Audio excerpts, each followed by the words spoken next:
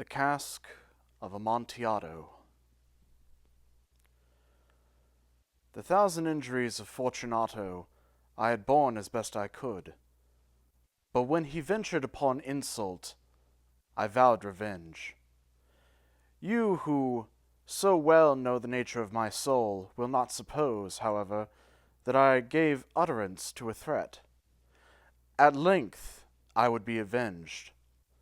This was a point definitely settled, but the very definitiveness with which it was resolved precluded the idea of risk.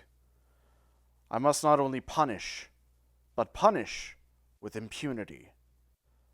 A wrong is unredressed when retribution overtakes its redresser. It is equally unredressed when the avenger fails to make himself felt as such to him who has done the wrong. It must be understood that neither by word nor deed had I given Fortunato cause to doubt my goodwill. I continued, as was my wont, to smile in his face, and he did not perceive that my smile now was at the thought of his immolation. He had a weak point, this Fortunato, although in other regards he was a man to be respected and even feared. He prided himself upon his connoisseurship in wine. Few Italians have the true virtuoso spirit. For the most part, their enthusiasm is adopted to suit the time and opportunity, to practice imposture upon the British and Austrian millionaires. In painting and in gimmery, Fortunato, like his countrymen, was a quack. But in the matter of old wines, he was sincere. In this respect, I did not differ from him materially. I was skillful in the Italian vintages myself, and bought largely whenever I could. It was about dusk, one evening during the supreme madness of the carnival season, that I encountered my friend. He accosted me with excessive warmth, for he had been drinking much. The man wore motley. He had on a tight-fitting party-striped dress, and his head was surmounted by the conical cap and bells. I was so pleased to see him that I thought I should never have done wringing his hand. I said to him, "My dear Fortunato, you are luckily met. How remarkably well you are looking today. But I received a pipe of what passes for Amontillado, and I have my doubts." "How?" he said. "Amontillado? A pipe? Impossible! And in the middle of the carnival!" "I have my doubts," I replied, "and I was silly enough to pay the full Amontillado price without consulting you in the matter. You were not to be found, and I was fearful of losing a bargain." "Amontillado?" "I have my doubts." "Amontillado!" "And I must satisfy them." "Amontillado!" "As you are engaged, I am on my way to Lucrezi. If anyone has a critical turn, it is he. He will tell me, 'Lucrezi cannot tell Amontillado from sherry.' And yet some fools will have it that his taste is a match for your own. Come, let us go." "Whither?" "To your vaults." "My friend, no. I will not impose upon your good nature. I perceive you have an engagement. Lucrezi—" "I have no engagement. Come." "My friend, no. It is not the engagement, but the severe cold with which I perceive you are afflicted. The vaults are insufferably damp. They are encrusted with nitre." "Let us go, nevertheless. The cold is merely nothing. Amontillado, you have been imposed upon. And as for Lucrezi, he cannot distinguish sherry from Amontillado." Thus speaking, Fortunato possessed himself of my arm, and putting on a mask of black silk, and drawing a roquelaire closely about my person, I suffered him to hurry me to my palazzo. There were no attendants at home. They had absconded to make merry in honor of the time. I had told them that I should not return until the morning, and had given them explicit orders not to stir from the house. These orders were sufficient, I well knew, to ensure their immediate disappearance, one and all, as soon as my back was turned. I took from their sconces 2 flambeaux, and giving one to Fortunato, bowed him through several suites of rooms to the archway that led into the vaults. I passed down a long and winding staircase, requesting him to be cautious as he followed. We came at length to the foot of the descent, and stood together upon the damp ground of the catacombs of the Montresors. The gait of my friend was unsteady, and the bells upon his cap jingled as he strode. "The pipe," said he. "It is farther on," said I, "but observe the white webwork which gleams from these cavern walls." He turned towards me and looked into my eyes with 2 filmy orbs that distilled the rheum of intoxication. "Nitre?" he asked at length. "Nitre," I replied. "How long have you had that cough?"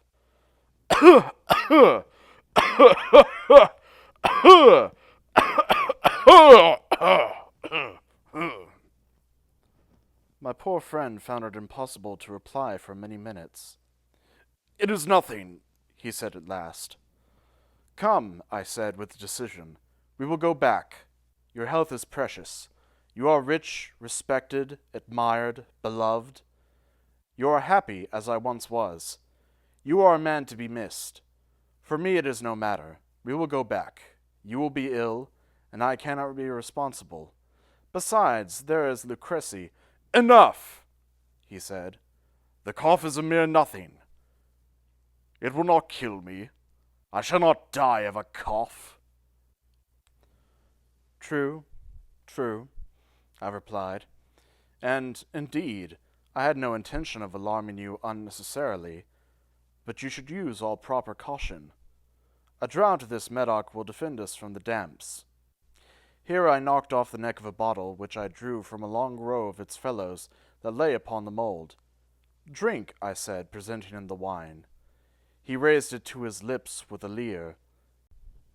He paused and nodded to me familiarly, while his bells jingled. "I drink," he said, "to the buried that repose around us." "And I to your long life." He again took my arm, and we proceeded. "These vaults," he said, "are extensive." "The Montresors," I replied, "were a great and numerous family." "I forget your arms." "A huge human foot door in a field azure. The foot crushes a serpent rampant, whose fangs are embedded in the heel." "And the motto?"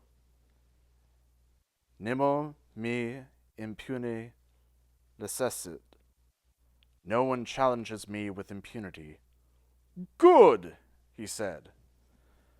The wine sparkled in his eyes, and the bells jingled. My own fancy grew warm with the Medoc. We had passed through long walls of piled skeletons, with casks and puncheons intermingling, into the inmost recesses of the catacombs. I paused again, and this time I made bold to seize Fortunato by an arm above the elbow. "The nitre," I said. "See, it increases. It hangs like moss upon the vaults. We are below the river's bed. The drops of moisture trickle among the bones. Come, we will go back ere it is too late. Your cough—" "It is nothing," he said. "Let us go on. But first, another draught of the Medoc." I broke and reached him a flacon of de Grave. He emptied it at a breath. His eyes flashed with a fierce light. He laughed and threw the bottle upwards with a gesticulation I did not understand. I looked at him in surprise. He repeated the movement, a grotesque one. "You do not comprehend?" he said. "Not I replied. "Then you are not of the Brotherhood." "How?" "You are not of the Masons." "Yes, yes," I said. "Yes, yes." "You? Impossible! A Mason?" "A Mason," I replied. "A sign," he said. "A sign." "It is this," I answered, producing from beneath the folds of my roquelaire a trowel. "You jest," he exclaimed, recoiling a few paces. "But let us proceed to the Amontillado." "Be it so," I said, replacing the tool beneath the cloak, and again offering him my arm. He leaned upon it heavily. We continued our route in search of the Amontillado. We passed through a range of low arches, descended, passed on, and descending again, arrived at a deep crypt, in which the foulness of the air caused our flambeaux rather to glow than flame. At the most remote end of the crypt there appeared another less spacious. Its walls had been lined with human remains, piled to the vault overhead in the fashion of the great catacombs of Paris. 3 sides of this interior crypt were still ornamented in this manner. From the fourth side the bones had been thrown down, and lay promiscuously upon the earth, forming at one point a mound of some size. Within the walls thus exposed by the displacing of the bones, we perceived a still interior crypt or recess, in depth about 4 feet, in width 3, in height 6 or 7. It seemed to have been constructed for no especial use within itself, but formed merely the interval between 2 of the colossal supports of the roof of the catacombs, and was backed by one of their circumscribing walls of solid granite.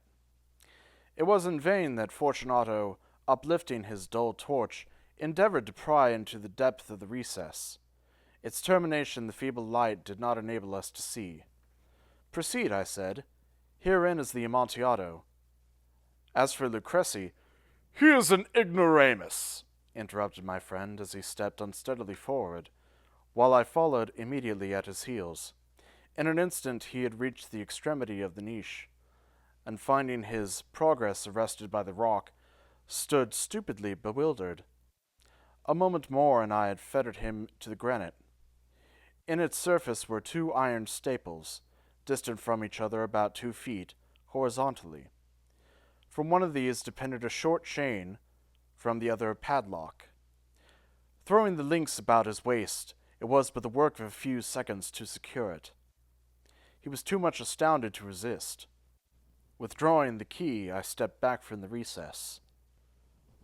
"Pass your hand," I said, "over the wall. You cannot help feeling the nitre. Indeed, it is very damp. Once more let me implore you to return." "No? Then I must positively leave you. But I must first render you all the little attentions in my power." "The Amontillado!" ejaculated my friend, not yet recovered from his astonishment. "True," I replied, "the Amontillado." As I said these words, I busied myself among the pile of bones of which I have before spoken. Throwing them aside, I soon uncovered a quantity of building stone and mortar. With these materials, and with the aid of my trowel, I began vigorously to wall up the entrance of the niche. I had scarcely laid the first tier of the masonry, when I discovered that the intoxication of Fortunato had in great measure worn off. The earliest indication I had of this was a low moaning cry from the depth of the recess. It was not the cry of a drunken man. There was then a long and obstinate silence. I laid the second tier, and the third, and the fourth, and then I heard the furious vibration of the chain. The noise lasted for several minutes, during which, that I might hearken to it with the more satisfaction, I ceased my labors, and sat down upon the bones. When at last the clanking subsided, I resumed the trowel, and finished without interruption the 5th, the 6th, and the 7th tier. The wall was now nearly upon a level with my breast. I again paused, and, holding the flambeau over the mason work, threw a few feeble rays upon the figure within. A succession of loud and shrill screams, bursting suddenly from the throat of the chained form, seemed to thrust me violently back. For a brief moment I hesitated. I trembled. Unsheathing my rapier, I began to grope with it about the recess, but the thought of an instant reassured me. I placed my hand upon the solid fabric of the catacombs and felt satisfied. I reapproached the wall. I replied to the yells of him who clamored. I re-echoed. I aided. I surpassed them in volume and in strength. I did this, and the clamor grew still. It was now midnight, and my task was drawing to a close. I had completed the 8th, the 9th, and the 10th tier. I had finished a portion of the last and the 11th. There remained but a single stone to be fitted and plastered in.